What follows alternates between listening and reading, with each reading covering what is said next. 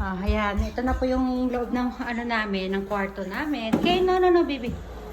Ayan. Pasilip ko lang po. Meron tayong, ayan, ihihan ni Brandy. Mga towel nila. Ayun si Brandy, oh. Pagod na yun. Napagod si Papa. Ayan, dalawang bed.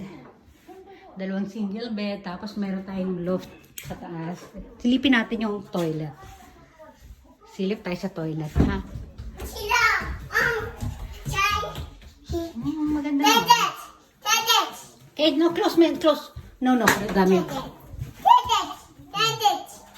Silip na sa taas. Silipin natin yung taas. Ito. Ayan po yung taas. Ayan, may upuan na maliit. May carpet. Ito, laruan dito. Loft tayo na. May view tayo sa baba. Ayan. Kiss kita na, Ken. Kiss kita. You put it.